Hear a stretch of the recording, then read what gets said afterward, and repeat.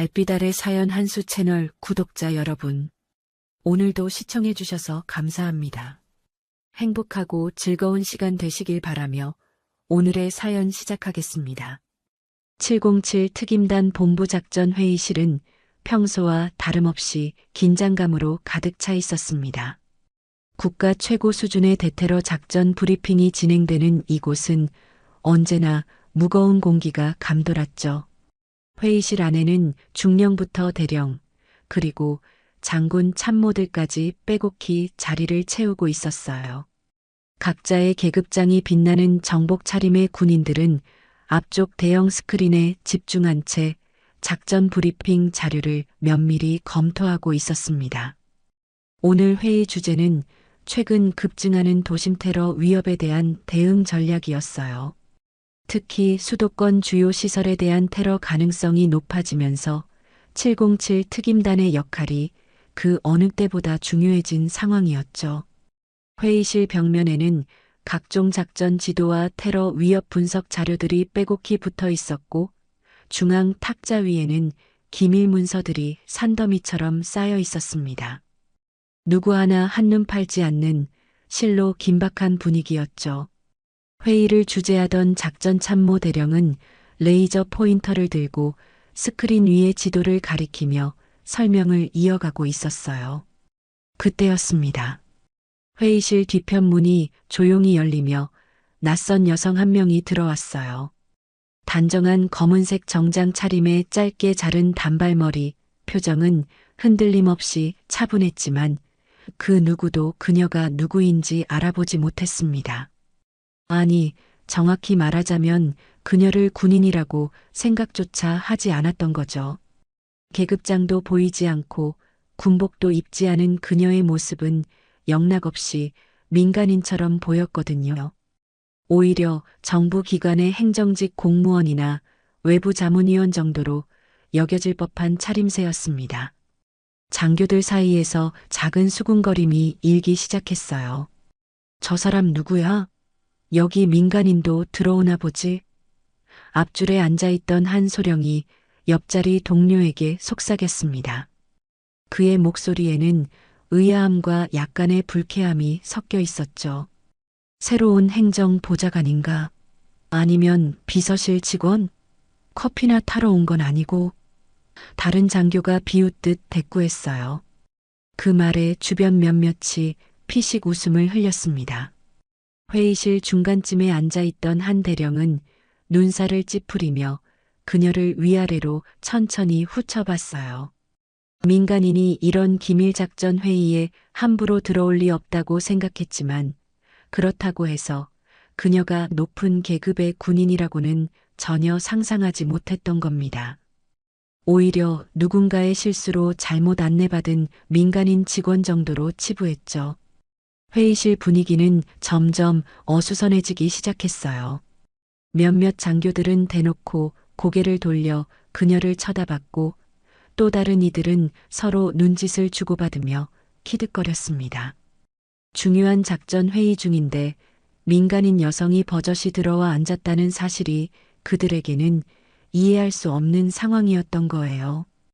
회의를 주재하던 작전 참모 대령이 마침내 설명을 멈추고 짜증 섞인 목소리로 말했습니다. 저기요, 누구시죠? 잘못 들어오신 것 같은데요. 여기는 707 특임단 작전 회의실이니까 민간인은 출입이 불가합니다. 밖에서 기다리시오. 그의 말투는 명령조에 가까웠어요. 권위를 내세우며 당장 나가라는 뜻이 역력했죠. 회의실 안다른 장교들도 고개를 끄덕이며 동조했습니다. 누군가는 맞아요. 여기는 기밀 회의실인데 하고 중얼거렸고 또 다른 이는 대체 어떻게 들어온 거야 하며 겸비병들의 실수를 탓했어요. 하지만 윤지연이라는 이름의 그 여성은 아무 대꾸 없이 조용히 회의실 뒤편 빈자리로 천천히 걸어가 앉았습니다. 그녀의 걸음걸이는 흔들림이 없었고 시선은 정면을 똑바로 향하고 있었어요. 의자를 빼서 앉는 동작까지도 너무나 자연스러웠죠. 마치 원래 그 자리가 자신을 위해 준비된 것처럼 당연하다는 듯이 자리를 잡았습니다. 그녀는 가방에서 검은색 노트와 펜을 꺼내 책상 위에 가지런히 놓았어요. 그리고는 아무 일도 없었다는 듯 앞쪽 스크린을 바라보기 시작했습니다. 회의실 안장교들은 그녀의 그런 태도를 도저히 받아들일 수 없었어요. 명령을 무시하고 제멋대로 자리에 앉은 것도 모자라 마치 자신이 회의 참석자인 양 행동하는 모습이 오만방자하게 느껴졌던 거죠. 뭐 저런 사람이 다 있어. 민간인 주제에 감히 명령도 무시하고. 한 중령이 눈을 부라리며 중얼거렸고 그 말은 작은 파문처럼 회의실 곳곳으로 퍼져나갔습니다. 저거 완전히 정신 나간 거 아니야? 누가 좀 데리고 나가야 하는 거 아니에요? 수군거림은 점점 커졌어요. 윤지연은 그 모든 시선과 수군거림, 그리고 노골적인 비난의 말들을 분명히 느끼고 있었습니다. 하지만 그녀는 표정 하나 바꾸지 않았어요. 눈썹 하나 꿈틀하지 않았고 입꼬리도 움직이지 않았습니다. 그저 펜을 들어 노트를 펼친 채 회의 내용을 받아 적을 준비를 했을 뿐이죠. 그녀의 손은 미세하게도 떨리지 않았고 눈빛은 한치의 흔들림도 없이 스크린을 향하고 있었습니다. 오히려 그 차분함이 장교들의 불쾌감을 더욱 자극했어요. 마치 자신들 따위는 안중에도 없다는 듯 도도하게 무시하는 것처럼 느껴졌거든요.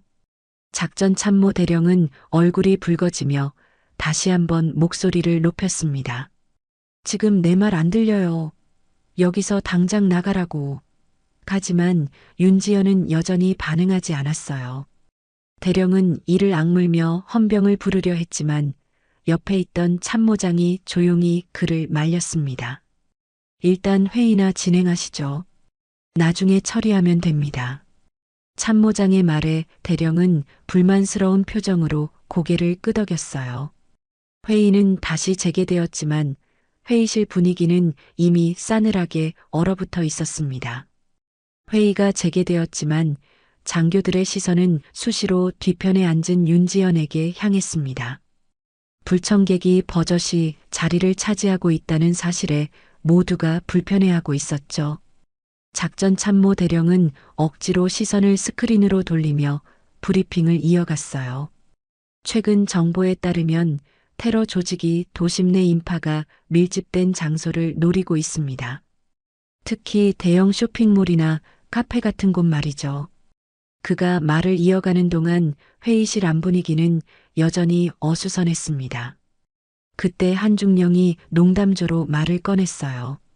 요즘 세상에 카페에서 테러라니 상상이나 되십니까? 만약 진짜 카페에서 테러가 난다면 누가 막겠습니까? 그는 잠시 멈칫하더니 주변을 둘러보며 씩 웃었습니다. 아마 그 카페에 있던 여자 손님이 야, 누가 다방 레지 불렀어 하고 소리나 지르겠죠. 하하. 그 순간 회의실 곳곳에서 웃음이 터져 나왔어요. 몇몇 장교들은 무릎을 치며 박장대소했고 또 다른 이들은 피식피식 웃음을 참지 못했습니다. 중령님, 그건 좀 심한 거 아닙니까? 한소령이 웃으며 말했지만 그 역시 웃음을 멈추지 못했어요. 아니, 근데 진짜 그럴 것 같지 않아요? 요즘 여자들 카페에서 난리도 아니잖아요. 다른 대위가 거들었습니다. 회의실은 순식간에 웃음바다가 되었죠. 작전 회의라는 엄숙함은 온데간데 없이 사라지고 남성 장교들끼리의 농담 시간처럼 변해버렸어요. 윤지연은 여전히 표정 변화 없이 그 광경을 지켜보고 있었습니다. 그녀의 펜을 쥔 손끝이 미세하게 떨렸지만 그것을 알아챈 사람은 아무도 없었어요. 웃음이 잦아들자 한 대령이 노골적으로 윤지연 쪽을 흘겨보며 말했습니다. 저기 보좌관 양반, 이런 회의는 솔직히 남자들의 전쟁이지 여자들이 끼어들 자리가 아니요. 괜히 앉아있으면 민폐라는 거 모르시오? 그의 목소리에는 노골적인 무시와 조롱이 담겨 있었어요. 다른 장교 하나가 거들었습니다. 맞아요. 여기는 실전 경험과 전략이 오가는 곳인데 뭘 알고 앉아 계시는 건지 모르겠네요. 그러면서 그는 비웃듯 코웃음을 쳤죠. 차라리 커피나 좀 타와 주시면 안 되겠소? 또 다른 중령이 대놓고 말했습니다. 아메리카노로 한 잔만 부탁하오. 설탕은 빼고요. 그 말에 회의실 안에서 다시 한번 웃음이 터져 나왔어요. 몇몇은 고개를 끄덕이며 저도 한 잔만요 하고 장난스럽게 덧붙였습니다. 이제는 완전히 그녀를 심부름하는 직원 취급하는 분위기였죠. 윤지연의 턱선이 미세하게 굳어졌지만 그녀는 끝까지 침묵을 지켰습니다. 다만 노트 위에 펜을 놓고 두 손을 가지런히 모았을 뿐이에요. 작전 참모 대령이 기침을 하며 다시 회의 분위기를 잡으려 했습니다. 자, 이제 본론으로 돌아가서요. 우리 부대의 작전 배치안을 보시죠. 그가 리모컨을 눌러 새로운 슬라이드를 띄웠어요. 화면에는 도심 주요 지점의 지도와 함께 병력 배치도가 나타났습니다. 제1팀은 여기 쇼핑몰 정문, 제2팀은 지하 주차장, 제3팀은 옥상 진입로를 담당합니다. 이렇게 삼각포위 형태로 배치하면 어떤 테러 상황에도 5분 안에 제압 가능합니다. 장교들은 고개를 끄덕이며 화면을 살펴봤어요. 역시 완벽한 배치네요. 이 정도면 문제 없겠습니다. 여기저기서 찬성하는 목소리가 나왔죠. 모두가 만족스러워하는 분위기였습니다. 그런데 바로 그때 뒤편에서 조용하지만 또렷한 여성의 목소리가 들려왔어요. 그 배치라면 제1팀은 3분 안에 전멸합니다. 윤지현이었습니다. 그녀는 여전히 자리에 앉은 채 화면을 응시하며 차분하게 말했죠. 순간 회의실 전체가 조용해졌습니다. 모두가 뒤를 돌아봤어요. 방금까지 웃음거리로 삼았던 커피나 타라고 조롱했던 그 여성이 감히 작전에 대해 의견을 낸 겁니다. 작전 참모 대령의 얼굴이 붉어지기 시작했어요. 뭐라고요? 지금 뭐라고 하신 겁니까? 그의 목소리에는 믿을 수 없다는 듯한 분노가 섞여 있었습니다. 다른 장교들도 어이없다는 표정으로 서로를 쳐다봤죠. 보좌관이 뭘 안다고 감히 작전에 태클을 거는 거요? 한 대령이 비웃으며 말했습니다. 이게 몇 년간 실전 경험을 쌓은 우리 707 특임단의 작전인데 민간인이 뭘 알고 입을 놀리는 겁니까? 그의 말투는 노골적으로 깔보는 투였어요. 옆에 앉은 중령도 거들었습니다. 책상에서 글만 읽은 티가 확 나는군요. 실전이 뭔지나 아십니까? 비웃음 섞인 목소리가 회의실을 가득 채웠죠. 또 다른 소령이 팔짱을 끼며 도전적으로 물었습니다. 그럼 대체 어떤 배치가 옳다는 겁니까? 우리한테 한번 가르쳐 보시죠. 그의 말투에는 조롱이 가득했어요. 주변 장교들도 맞아 한번 드러나 봅시다 하며 비웃었습니다. 모두가 그녀가 제대로 된 답변을 하지 못할 거라 확신하고 있었죠. 그저 아는 척하다가 망신당할 거라고 생각한 겁니다. 하지만 윤지연은 천천히 자리에서 일어났습니다. 그녀는 침착하게 앞으로 걸어나가 스크린 앞에 섰어요. 그리고는 리모컨을 건네받아 화면을 확대했습니다. 제1팀이 정문에 배치되는 순간 이 사각지대가 생깁니다. 그녀가 레이저 포인터로 지도의 한 지점을 가리켰어요. 테러범들이 여기서 진입하면 제1팀은 후방을 노출하게 됩니다. 제2팀과 제3팀의 지원이 도착하기 전에 제1팀은 고립되죠. 회의실 안이 다시 조용해졌습니다. 몇몇 장교들의 표정이 미묘하게 변하기 시작했어요. 윤지연의 설명은 계속 이어졌습니다.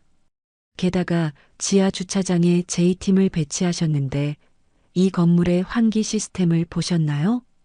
그녀가 화면을 다시 넘기며 건물 구조도를 띄웠어요. 지하 주차장은 환기구가 여기 하나뿐입니다. 만약 테러범들이 화학 무기나 연막탄을 사용하면 J팀은 즉시 무력화됩니다. 탈출로도 차단되는 구조죠.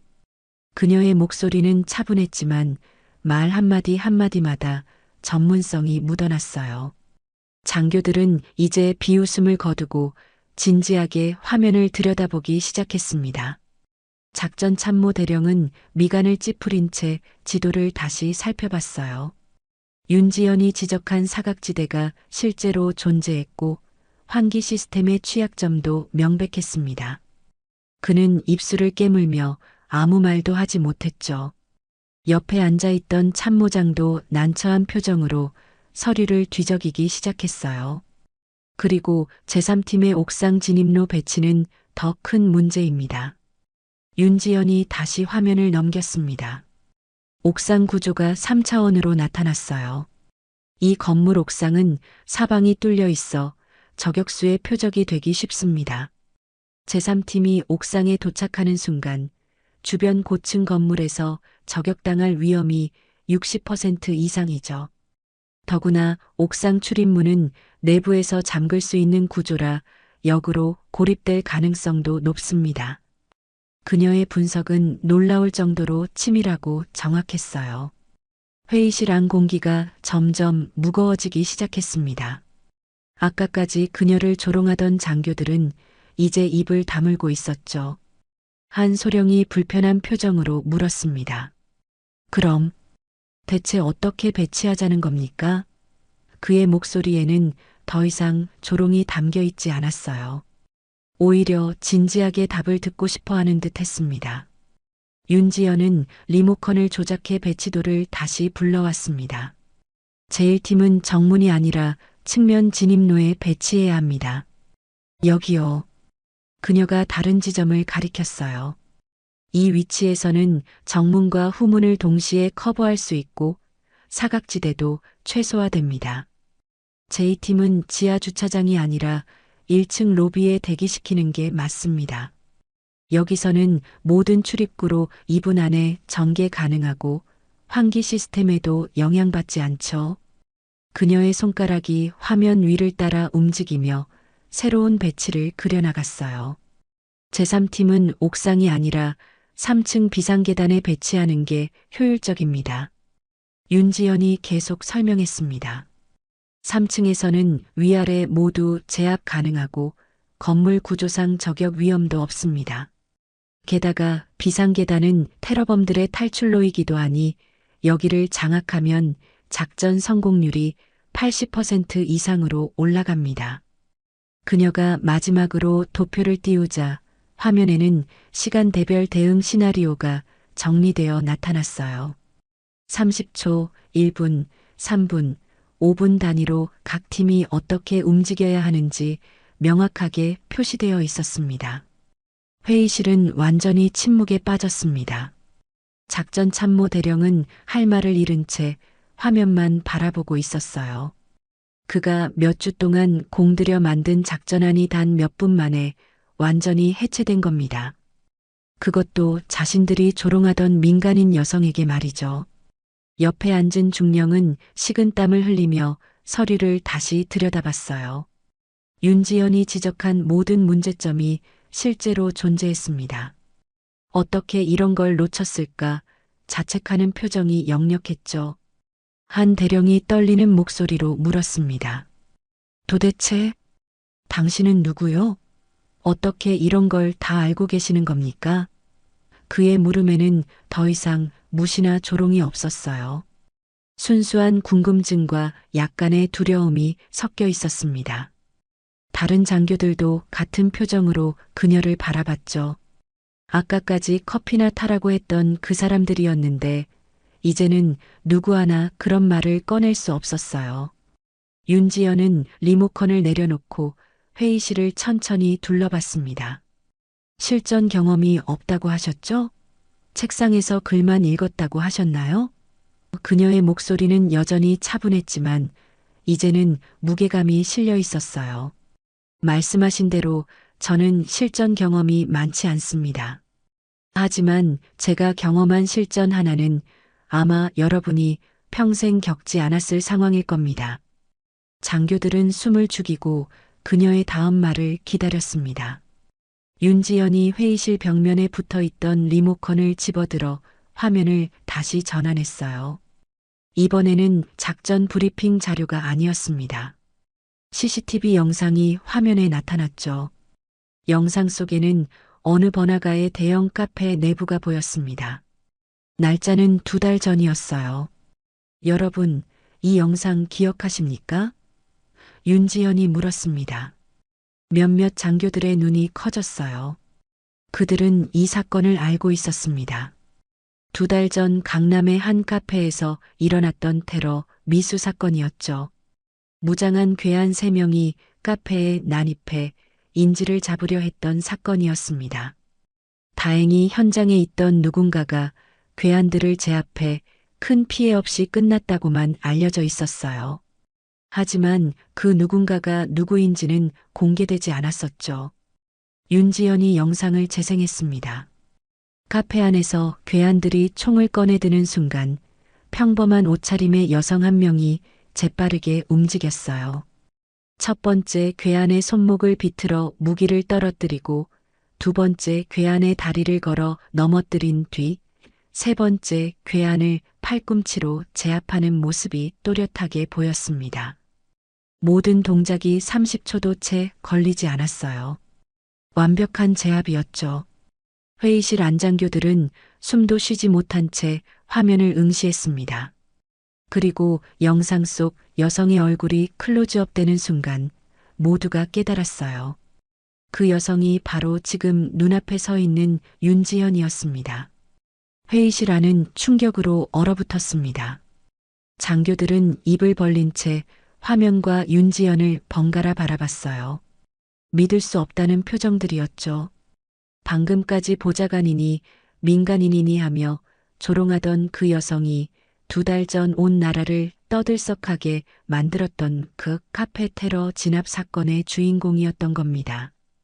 영상 속에서 윤지연은 완벽한 격투 기술로 무장괴한 3명을 순식간에 무력화시켰어요. 그 움직임은 평범한 군인의 수준이 아니었습니다. 특수부대에서도 최정예만이 구사할 수 있는 고난도 제압술이었죠. 작전 참모 대령은 식은땀을 흘리며 화면을 응시했습니다. 그의 손은 미세하게 떨리고 있었어요. 옆에 앉은 중령도 얼굴이 새하얗게 질린 채 아무 말도 하지 못했습니다. 아까 커피나 타달라고 했던 그 중령이었죠. 그는 지금 자신이 얼마나 큰 실수를 저질렀는지 깨닫기 시작했어요. 다른 장교들도 마찬가지였습니다. 누군가는 고개를 푹 숙였고 또 다른 이는 손으로 얼굴을 감싼 채 신음했죠. 이 사건 당시 저는 휴가 중이었습니다. 윤지연이 차분하게 말을 이어갔어요. 카페에서 친구를 만나기로 했는데 공교롭게도 그 시각에 테러범들이 침입했죠. 경찰이 도착하기까지 예상 시간은 5분, 특수부대 출동은 15분 이상 걸릴 상황이었습니다. 그 시간 동안 카페 안에는 43명의 민간인이 있었어요. 저는 선택해야 했습니다. 신분을 숨긴 채 가만히 있을 것인가, 아니면 움직일 것인가. 회의실은 숨소리조차 들리지 않을 만큼 조용했습니다. 모두가 그녀의 다음 말을 기다리고 있었어요. 윤지연은 영상을 일시정지시키고 장교들을 천천히 둘러봤습니다. 저는 움직였습니다. 왜냐하면 그게 군인의 의무라고 배웠으니까요. 계급장이 없어도 군복을 입지 않았어도 군인은 언제 어디서든 국민을 지켜야 한다고요.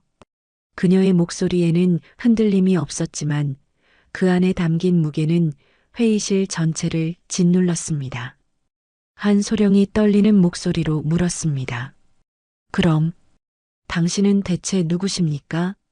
어느 부대 소속이신 겁니까? 그의 물음에는 더 이상 반말이나 하대가 없었어요. 존댓말로 바뀌어 있었죠. 윤지연은 대답하지 않았습니다. 대신 회의실 뒤편 문을 바라봤어요. 마치 누군가를 기다리는 듯한 시선이었습니다. 바로 그때 회의실 문이 열렸습니다. 참모장이 급히 들어오며 숨을 헐떡였어요. 신임 사령관님께서 도착하셨습니다. 그의 목소리는 긴장으로 떨리고 있었죠.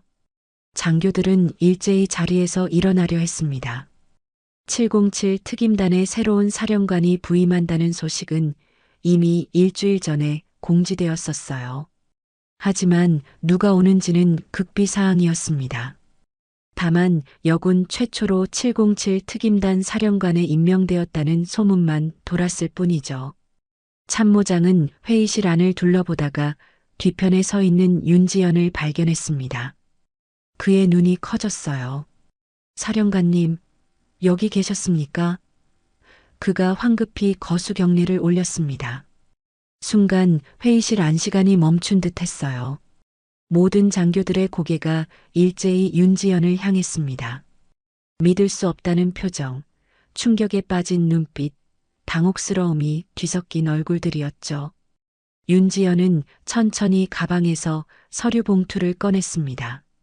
검은색 봉투에는 국방부 마크가 선명하게 찍혀 있었어요. 그녀가 봉투를 열어 안에서 한 장의 문서를 꺼내 회의실 중앙 탁자 위에 조심스럽게 내려놓았습니다. 임명장이었어요. 붉은 직인이 찍힌 공식 문서였죠.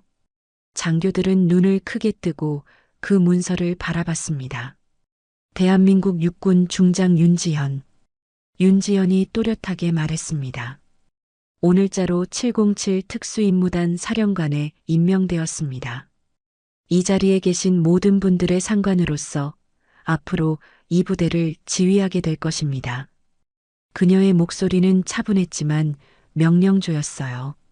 더 이상 무시당할 민간인이 아니었습니다. 이제 그녀는 이 회의실에 있는 모든 장교들보다 높은 계급의 지휘관이었죠. 회의실 전체가 충격의 도가니에 빠졌습니다. 작전 참모 대령은 얼굴이 새하얗게 질린 채 자리에서 비틀거리며 일어났어요. 그는 방금까지 자신이 무슨 짓을 했는지 떠올리며 식은땀을 흘렸습니다. 상관에게 밖에서 기다리라고 명령했고 보좌관 취급하며 무시했던 겁니다. 군법상 명백한 상관 모독이었죠. 옆에 앉았던 중령은 얼굴이 파랗게 질려 있었어요. 커피를 타오라고 했던 자신의 말이 귓가에 맴돌았습니다. 그것도 모자라 다방 내지라는 농담까지 했던 게 주마등처럼 스쳐 지나갔죠. 다른 장교들도 마찬가지였습니다. 누군가는 손이 떨려 서류를 떨어뜨렸고 또 다른 이는 다리에 힘이 풀려 의자를 붙잡고 겨우 서 있었어요. 모두가 자신들이 저지른 실수의 크기를 깨닫고 있었습니다. 신임 사령관에게 그렇게 무례하게 굴었던 겁니다. 그것도 여군 최초로 707 특임단을 이끌게 된 중장 계급의 지휘관에게 말이죠. 참모장이 다시 한번 큰 소리로 외쳤습니다. 전원 거수경례. 그의 명령에 장교들은 황급히 자세를 바로잡고 경례를 올렸어요. 하지만 그들의 손은 떨리고 있었고 얼굴에는 두려움이 역력했습니다. 윤지연은 차분하게 경례를 받으며 회의실을 천천히 둘러봤어요. 그녀의 눈빛은 냉정했지만 그 안에는 실망과 분노가 함께 담겨 있었습니다. 경례 그만. 윤지연이 짧게 명령했습니다. 장교들이 손을 내렸지만 여전히 고개를 제대로 들지 못하고 있었어요. 회의실 안은 무거운 침묵만이 흘렀습니다. 아까까지 웃음소리로 가득했던 그 공간이 이제는 숨소리조차 조심스러운 무덤 같은 분위기가 되어 있었죠. 윤지연은 임명장을 다시 집어들고 천천히 회의실 앞쪽으로 걸어갔습니다. 그녀의 발걸음 소리만이 회의실에 울려 퍼졌어요. 윤지연은 회의실 앞쪽 사령관 자리에 섰습니다. 그 자리는 원래 비어있던 곳이었어요. 신임 사령관이 도착하기 전까지 아무도 앉지 못하는 자리였죠. 그녀는 천천히 의자를 빼고 앉았습니다. 동작 하나하나가 무게감 있고 확고했어요. 더 이상 조롱받던 민간인이 아니었습니다. 이제 그녀는 이 회의실에서 가장 높은 사람이었죠. 장교들은 여전히 서 있었습니다. 앉으라는 명령이 떨어지기 전까지는 아무도 감히 자리에 앉을 수 없었어요. 착석! 윤지연이 간결하게 명령했습니다. 장교들이 일제히 자리에 앉았지만 그 누구도 편안해 보이지 않았어요. 등받이에 기대지 못하고 허리를 곧게 펴고 앉아 있었습니다. 손은 무릎 위에 가지런히 올려놓고 시선은 정면을 향하고 있었죠. 마치 훈련병처럼 긴장한 자세였어요. 아까까지 편하게 앉아 농담을 주고받던 그 모습은 온데간데 없었습니다. 윤지연은 회의실을 천천히 둘러봤습니다. 그녀의 시선이 머무는 곳마다 장교들은 움찔했어요. 특히 그녀를 직접 조롱했던 몇몇은 고개를 더욱 숙였습니다. 식은땀이 이마를 타고 흘러내리고 있었죠. 회의실 안은 숨소리마저 조심스러운 침묵이 흘렀습니다. 시계 초침 소리만이 또각또각 울려 퍼졌어요. 여러분은 아까 작전 회의를 하고 계셨습니다. 윤지연이 입을 열었습니다.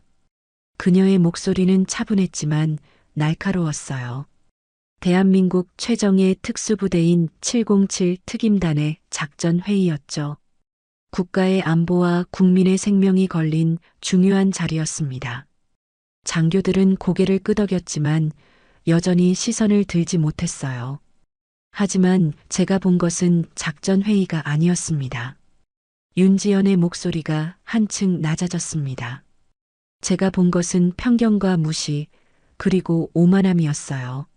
한 사람의 외모와 복장만 보고 그 사람의 능력을 판단했습니다. 민간인이라고 단정하고 여자라고 깔봤죠. 심지어 커피를 타오라는 모욕까지 서슴지 않았습니다. 그녀의 말 한마디 한마디가 회의실을 짓눌렀어요. 몇몇 장교들은 주먹을 꽉 쥔 채 입술을 깨물고 있었습니다. 작전 참모 대령이 떨리는 목소리로 입을 열었습니다. 사령관님, 죄송합니다. 변명의 여지가 없습니다. 그의 목소리에는 진심 어린 후회가 담겨 있었어요. 다른 장교들도 고개를 숙이며 사과했습니다. 죄송합니다. 용서해 주십시오. 여기저기서 사과의 말이 터져 나왔죠. 특히 커피를 타오라고 했던 중령은 얼굴이 새빨개진 채 고개를 조아렸습니다. 정말 죄송합니다. 제가 너무 경솔했습니다. 윤지연은 그들의 사과를 듣고도 표정 변화가 없었습니다. 사과는 받겠습니다. 하지만 여러분이 사과해야 할 대상은 저만이 아닙니다. 그녀가 천천히 일어나 회의실을 걸었어요. 여러분은 오늘 저를 무시했습니다. 하지만 그보다 더 큰 문제는 여러분이 무엇을 무시했는지 스스로 깨닫지 못하고 있다는 겁니다.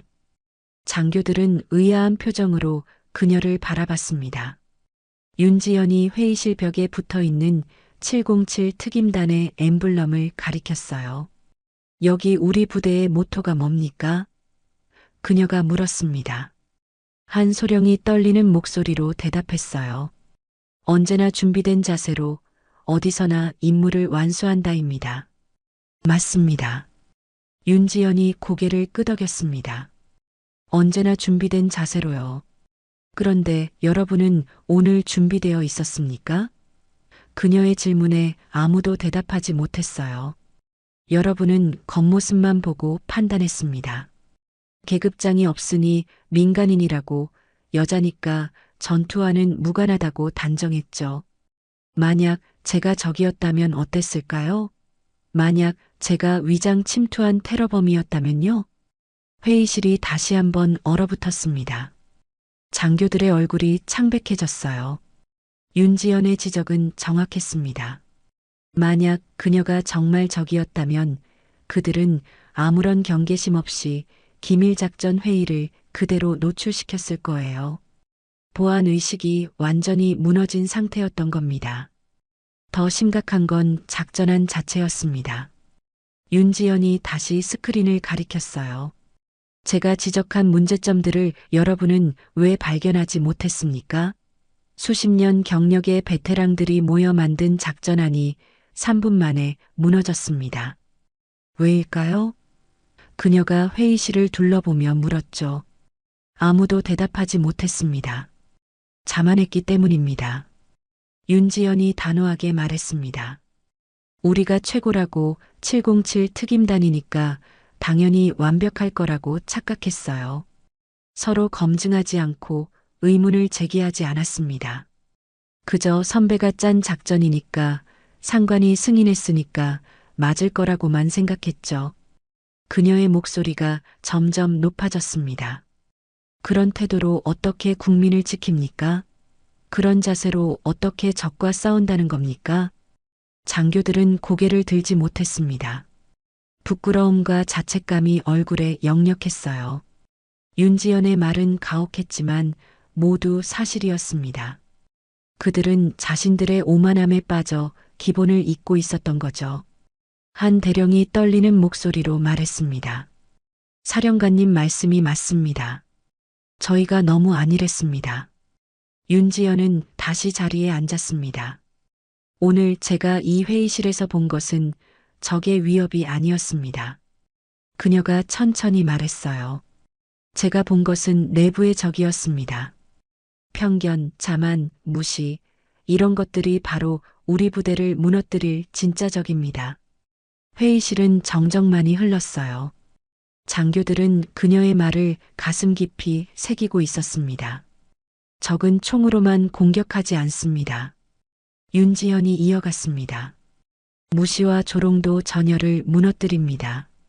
서로를 신뢰하지 못하는 부대는 아무리 좋은 무기가 있어도 이길 수 없어요. 내부에서부터 썩어 들어가는 조직은 적이 공격하기도 전에 스스로 무너집니다. 그녀의 말에는 무게가 실려 있었죠. 오랜 경험에서 우러나온 진실이었습니다. 작전 참모 대령이 자리에서 일어났습니다. 사령관님, 다시 한번 사과드립니다. 그리고 약속드리겠습니다. 오늘의 수치를 절대 잊지 않겠습니다. 다른 장교들도 하나둘 일어나 경례를 올렸어요. 다시는 이런 일이 없도록 하겠습니다. 가르침을 가슴에 새기겠습니다. 진심 어린 다짐들이 쏟아져 나왔습니다. 윤지연은 경례하는 장교들을 바라보며 천천히 고개를 끄덕였습니다. 앉으십시오. 그녀의 명령에 장교들이 다시 자리에 앉았어요. 이번에는 아까와 달리 표정이 달라져 있었습니다. 부끄러움과 반성이 섞여 있었지만 동시에 새로운 각오도 엿보였죠. 윤지연은 잠시 침묵했습니다. 회의실 안을 천천히 둘러보며 한 명 한 명의 얼굴을 확인했어요. 그녀의 시선이 머무는 곳마다 장교들은 고개를 숙였다가 다시 들었습니다.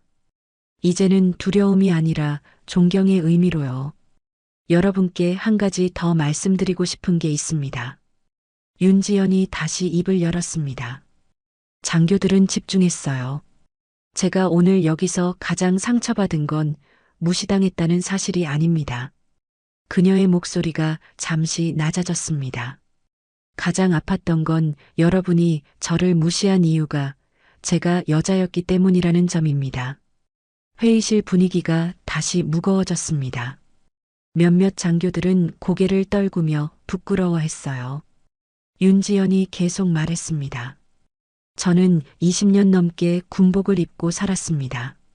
육군사관학교를 졸업하고 특전사에서 10년을 복무했어요. 해외 파병도 3번 다녀왔고 대테러 작전만 20여 건을 수행했죠. 그동안 수없이 많은 편견과 싸워야 했습니다.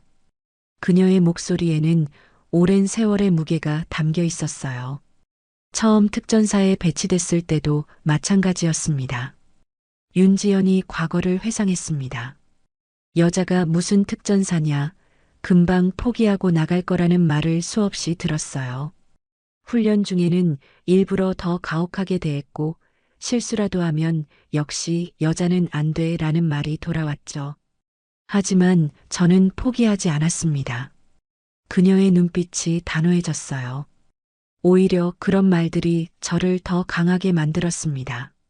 한 소령이 조심스럽게 입을 열었습니다. 사령관님, 어떻게 그 모든 걸 견디셨습니까? 그의 질문에는 진심 어린 궁금증이 담겨 있었어요. 윤지연이 잠시 생각하더니 대답했습니다. 실력으로 증명했습니다. 말로는 아무리 해봤자 소용없다는 걸 알았거든요. 그래서 누구보다 열심히 훈련했고 누구보다 완벽하게 임무를 수행했어요. 결국 실력 앞에서는 편견도 무너지더군요. 다른 대령이 고개를 끄덕이며 말했습니다. 사령관님의 경력을 보면 정말 대단하십니다. 해외 파병 3번의 대테러 작전 20여 건이면 웬만한 남자 특전사 출신도 따라오기 힘든 커리어입니다. 그의 말에 다른 장교들도 동의했어요. 이제는 진심으로 그녀의 능력을 인정하는 분위기였습니다. 윤지연은 작게 미소 지었습니다. 오늘 처음 보이는 표정이었어요. 감사합니다. 하지만 제가 여러분께 말씀드리고 싶은 건 제 이야기가 아닙니다. 그녀가 다시 진지한 표정으로 돌아왔어요.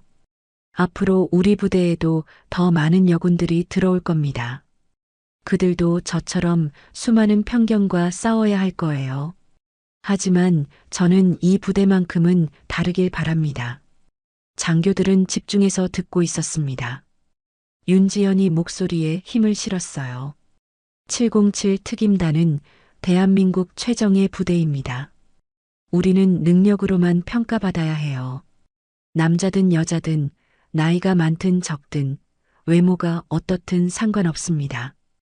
오직 실력과 임무 수행 능력만이 기준이 되어야 하죠. 그게 진정한 최정예 부대의 모습입니다. 작전 참모 대령이 자리에서 일어나 말했습니다. 사령관님 말씀이 옳습니다. 저희가 오늘 큰 교훈을 얻었습니다. 다른 장교들도 고개를 끄덕였어요. 앞으로는 선입견 없이 오직 능력만으로 판단하겠습니다.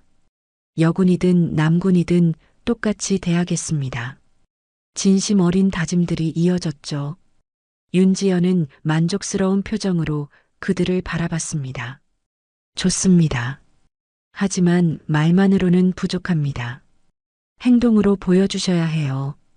그녀가 다시 스크린을 가리켰어요. 그럼 이제 작전안을 다시 짜보시죠. 아까 제가 지적한 문제점들을 보완해서 완벽한 작전을 만들어 봅시다. 장교들이 긴장한 표정으로 자료를 꺼냈습니다. 윤지연이 덧붙였어요. 한 가지 조건이 있습니다. 이번 작전안은 제일 젊은 소령님께서 주도해 주십시오. 그녀가 회의실 구석에 앉아있던 젊은 소령을 가리켰어요. 그 소령은 깜짝 놀라 자리에서 벌떡 일어났습니다. 저입니까? 그의 목소리가 떨렸어요. 네, 그렇습니다. 윤지연이 단호하게 대답했습니다. 계급이 낮다고 능력이 없는 건 아닙니다. 오히려 신선한 시각으로 문제를 볼 수 있죠. 한번 해보십시오. 그녀의 격려의 소령은 고개를 끄덕이며 앞으로 나왔어요. 손은 떨렸지만 눈빛은 단호했습니다. 소령이 지도를 펼치며 설명하기 시작했습니다. 먼저 제1팀 배치를 측면 진입로로 옮기겠습니다. 사령관님께서 지적하신 대로 이 위치가 사각지대를 최소화할 수 있습니다.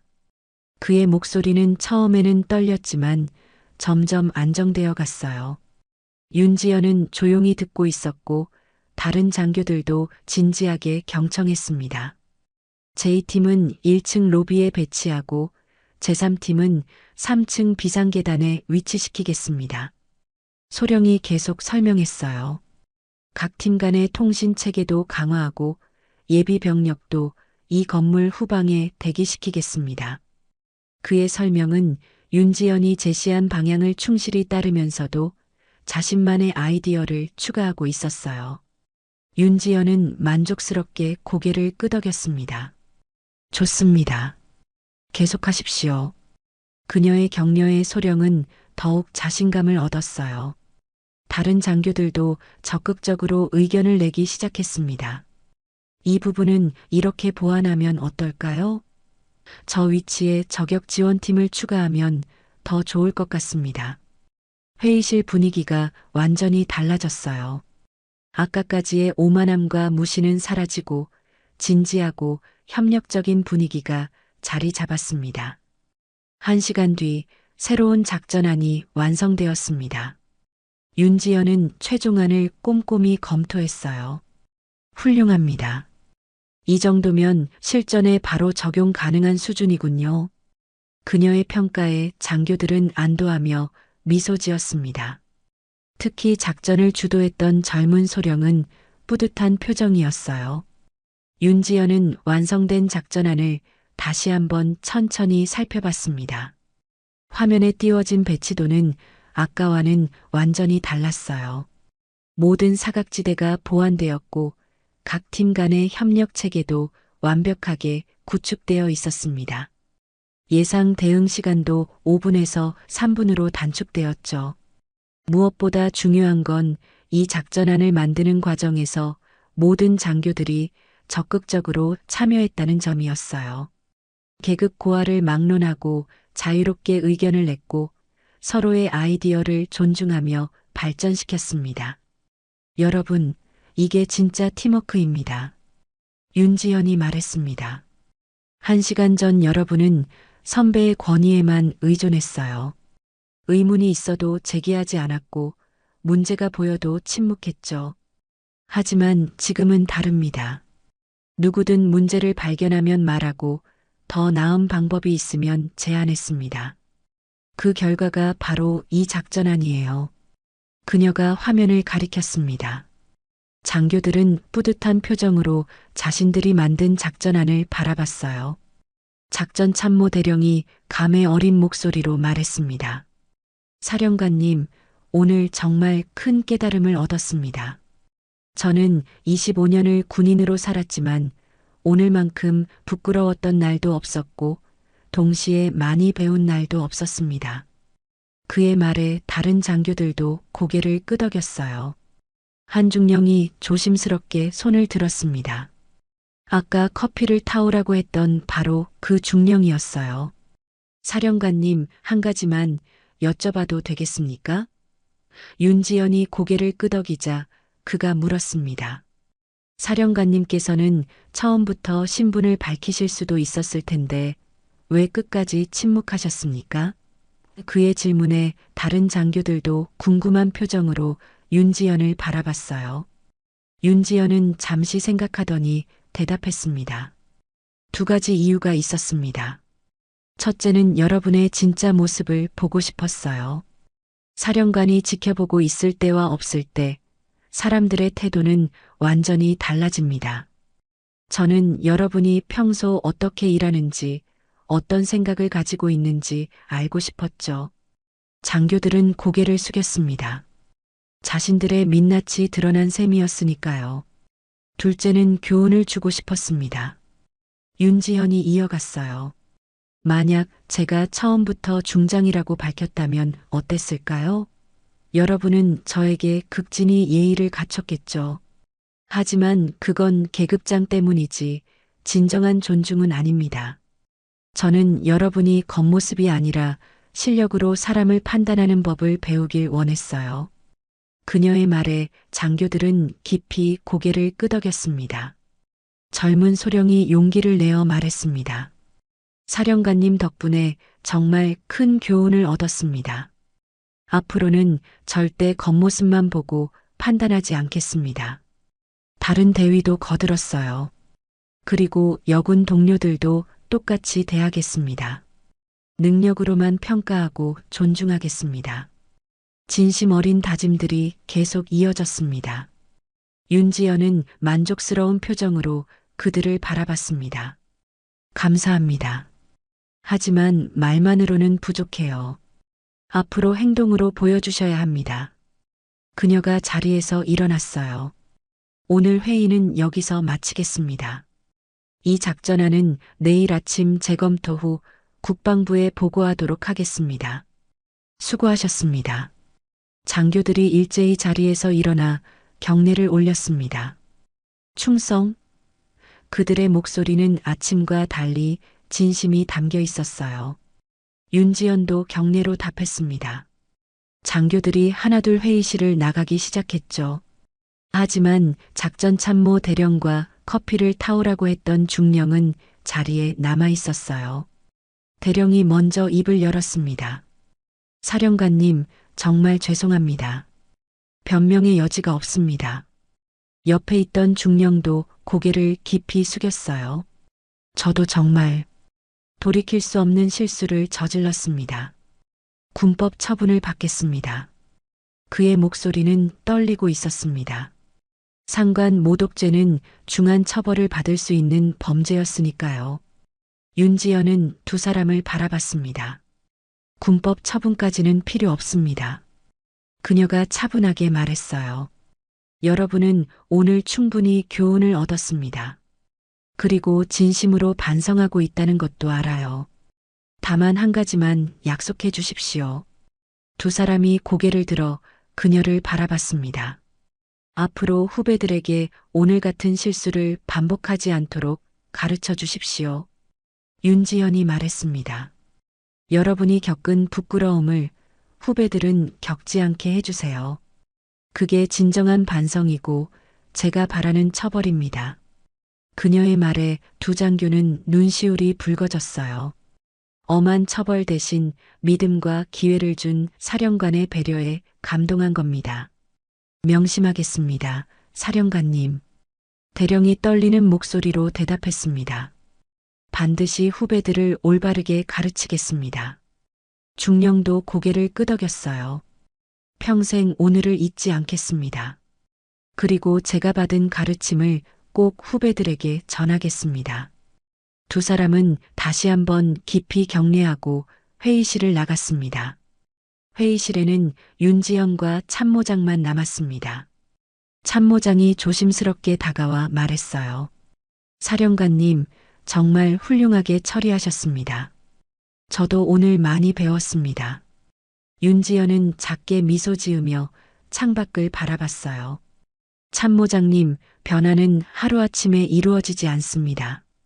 오늘은 시작일 뿐이에요. 참모장이 고개를 끄덕였습니다. 하지만 좋은 시작입니다. 장교들의 표정이 완전히 달라졌어요. 특히 젊은 장교들은 사령관님을 진심으로 존경하는 눈빛이었습니다. 윤지연은 여전히 창밖을 바라보며 말했어요. 그들이 저를 존경하는 게 아니라 실력과 진실을 존중하는 법을 배운 겁니다. 그게 더 중요해요. 앞으로 우리 부대는 어떻게 달라질까요? 참모장이 물었습니다. 윤지연이 그를 돌아보며 대답했어요. 707 특임단은 진정한 최정예 부대가 될 겁니다. 계급이나 성별, 나이가 아니라 오직 능력만으로 평가받는 조직이 되겠죠. 그리고 서로를 존중하고 신뢰하는 문화가 자리 잡을 겁니다. 그녀의 목소리에는 확신이 담겨 있었어요. 참모장은 감탄하며 경례를 올렸습니다. 사령관님을 모시게 되어 영광입니다. 윤지연도 경례로 답하며 말했어요. 함께 만들어 갑시다. 우리 모두가 자랑스러워할 수 있는 부대를요. 회의가 끝난 지 일주일이 흘렀습니다. 707 특임단 본부는 완전히 달라진 분위기였어요. 복도를 지나가는 장교들의 걸음걸이가 달랐고 훈련장에서 들려오는 구령 소리에도 활기가 넘쳤습니다. 무엇보다 부대원들 사이에서 오가는 대화의 내용이 변했죠. 이제는 계급이나 성별로 사람을 판단하는 말이 사라졌어요. 대신 누가 더 뛰어난 전술을 구사하는지, 어떤 훈련 방법이 효과적인지에 대한 건설적인 토론이 이어졌습니다. 훈련장에서는 여군 대위 한 명이 남군 소령들을 상대로 근접 전투 시범을 보이고 있었어요. 이렇게 상대의 중심을 무너뜨리면 체격 차이는 문제가 되지 않습니다. 그녀의 설명에 남군 소령들은 진지하게 귀를 기울이며 메모했습니다. 일주일 전이었다면 상상도 할 수 없는 광경이었죠. 그때는 여군이 남군을 가르친다는 것 자체를 받아들이지 못했을 테니까요. 작전실에서는 젊은 소령이 선배 대령들에게 자신의 작전안을 발표하고 있었습니다. 이 배치가 더 효율적이라고 판단됩니다. 그의 목소리에는 자신감이 넘쳤어요. 대령들은 나이나 계급을 내세우지 않고 그의 의견을 경청했습니다. 좋은 아이디어네요. 이 부분은 이렇게 보완하면 어떨까요? 건설적인 피드백이 오갔고 함께 더 나은 작전을 만들어가는 모습이었어요. 윤지연은 이 모든 변화를 지켜보며 조용히 미소 지었습니다. 그녀는 매일 아침 부대를 순찰하며 대원들과 대화를 나눴어요. 계급에 상관없이 누구든 편하게 의견을 낼 수 있는 분위기를 만들기 위해서였죠. 훈련 중 불편한 점은 없습니까? 개선이 필요한 부분이 있으면 언제든 말해 주십시오. 그녀의 열린 자세에 대원들은 점점 마음을 열기 시작했습니다. 어느 날 오후 윤지연은 신병 교육대를 방문했습니다. 곧 707 특임단에 배치될 신병들이 훈련받고 있었어요. 그 중에는 여군 신병들도 5명 있었습니다. 윤지연이 훈련장에 들어서자 교관이 큰 소리로 외쳤어요. 차렷, 사령관님께 경례. 신병들이 일제히 경례를 올렸습니다. 윤지연도 경례로 답하며 그들을 천천히 둘러봤어요. 편히 하십시오. 윤지연이 말했습니다. 신병들이 자세를 풀었지만 여전히 긴장한 표정이었죠. 윤지연이 여군 신병들 앞으로 다가갔어요. 707 특임단에 지원한 이유가 뭡니까? 그녀가 맨 앞에 선 여군 신병에게 물었습니다. 신병은 떨리는 목소리로 대답했어요. 최고가 되고 싶어서입니다. 사령관님. 윤지연은 고개를 끄덕였습니다. 최고가 되려면 무엇이 필요하다고 생각합니까? 또 다른 여군 신병이 대답했어요. 실력입니다. 사령관님. 윤지연의 입가에 미소가 번졌습니다. 맞습니다. 오직 실력만이 여러분을 최고로 만들어줄 겁니다. 여자라서 안 된다는 말은 이 부대에 없습니다. 능력이 부족해서 안 된다는 말만 있을 뿐이죠. 여군 신병들의 눈빛이 반짝였습니다. 윤지연이 계속 말했어요. 하지만 솔직히 말하겠습니다. 여러분은 분명 더 많은 편견과 마주하게 될 겁니다. 아직도 여자는 특수부대에 어울리지 않는다고 생각하는 사람들이 있으니까요. 여군 신병들의 표정이 잠시 굳어졌어요. 윤지연이 단호하게 이어갔습니다. 그럴 때마다 말로 대꾸하지 마십시오. 대신 실력으로 증명하세요. 그게 가장 확실한 답입니다. 한 여군 신병이 용기를 내어 물었습니다. 사령관님, 힘들 때는 어떻게 버티셨습니까? 윤지연은 잠시 생각하더니 대답했어요. 저는 포기하고 싶을 때마다 스스로에게 물었습니다. 내가 왜 여기 있는지, 내가 지키고 싶은 게 무엇인지를요.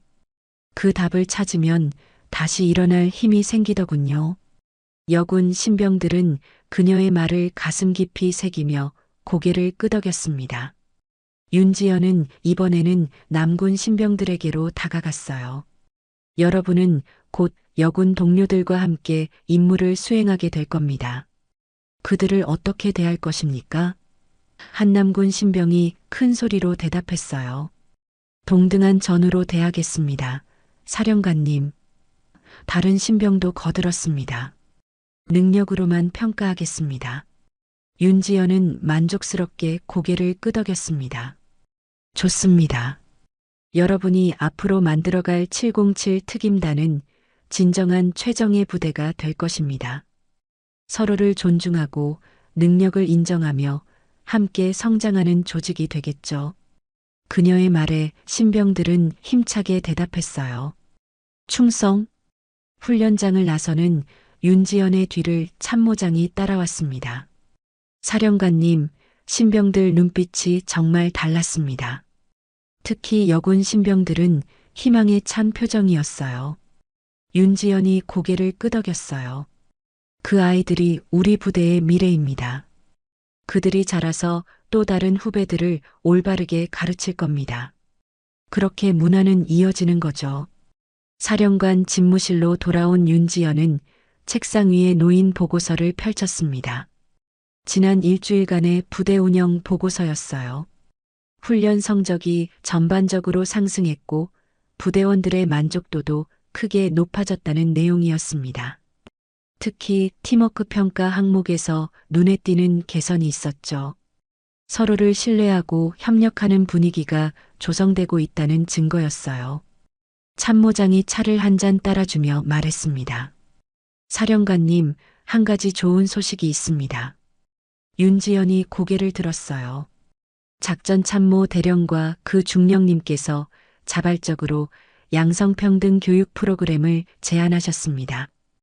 부대 전체를 대상으로 편견 없는 조직 문화를 만들자는 취지라고 하네요.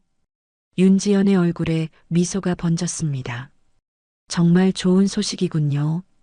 윤지연이 말했습니다. 그분들이 진심으로 변했다는 증거네요.